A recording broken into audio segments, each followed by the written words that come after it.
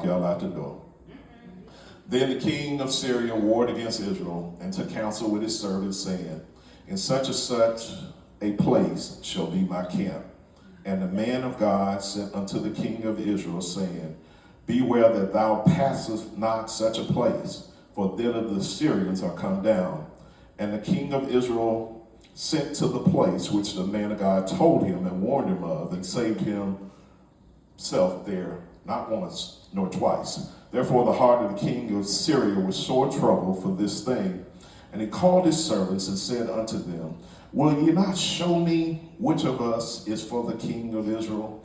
And one of his servants said, none, my lord, O king, but Elisha, the prophet that is in Israel, telleth the king of Israel the words that thou speakest in thy bedchambers. Oh boy, but even behind closed doors, God can send you a word sometime. And he said, go and spy where he is, that I may send and fetch him. And it was told him, saying, behold, he is in Dothan. Therefore sent he thither horses and chariots and a great host. And they came by night and compassed the city about. And when the servant of the man of God was risen early and gone forth, behold, a host compassed the city, both with horses and chariots. And his servant said unto him, alas, my master, how shall we do? And he answered, fear not, for they that be with us are more than they that be with them. Say, it's more with us than be with them.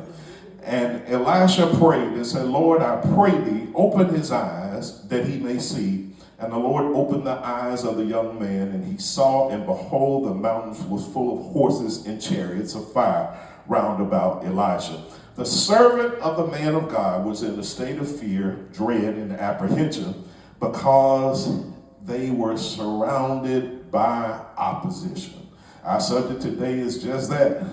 When you're surrounded by opposition. Say that with me. When you're surrounded by opposition.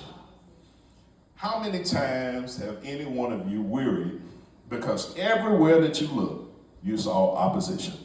It's amazing how the enemy can send forces that flat out intimidate us. We become discouraged because all of the battles that we have to fight.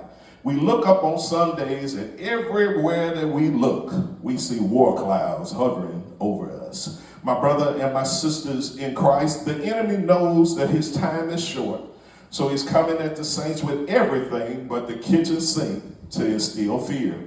You have to realize that the enemy doesn't fight fair. There's no one-on-one with the enemy. The enemy specializes in trying to sift us as wheat.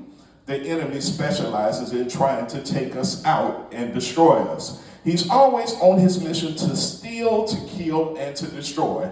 People of God, the enemy is not only is coming against the people of God, but the enemy is coming with the same intensity to stop your gift, to thwart your personal ministry, and to stymie your personal purpose. Fear in our world is having a shining moment. We have pills that cause us to sleep. Sister Deborah, we have fear in our world with pills to help you get up in the morning, and pills to help one to calm his or her nerves are not only in the medicine cabinets of those of the world, but they load the medicine cabinets and purses of the people of faith too. The enemy literally goes to and fro seeking whom he may devour. And on far too many occasions, the enemy's prey is a Bible-toting, pew-jumping, aisle-dancing, tambourine-tapping, hand-clapping person of faith. There are persons here today that are much like the servant of the man of God. We've been gripped by fear because of the formidable forces that we find ourselves surrounded by in this day. One can barely catch one's breath because we are inundated with breaking news story after breaking news stories that rattles our nerves. The enemy onslaught against the minds of the people of faith is so awesome in this hour because the hearts of so many have grown so cold. Men's and women's hearts are literally fainting because of fear. There's hardly a prophecy from the Holy Writ that has yet to be fulfilled. Every day that each one of us walks outside of our front door, we see just a tad bit more of the book of Revelations coming to pass. Yes, saints, we're officially in the end times. The battle of the ages is headed each of our way, so we can't have an underprepared church. Nor can we afford to have a church that's so easily moved by what they see, what they perceive, what they smell, what they taste, and what they touch.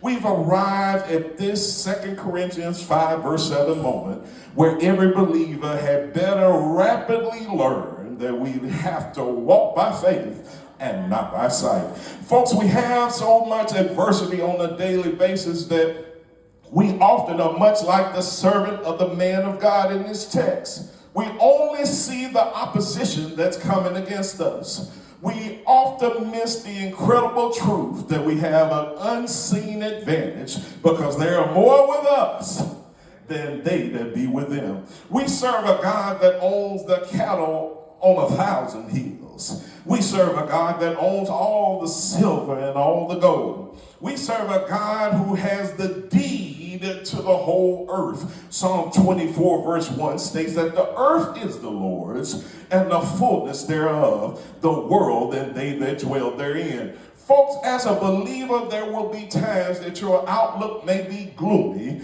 but I'm telling you that our outlook is glorious. In this Christian walk, you will ultimately discover that every day won't be Sunday.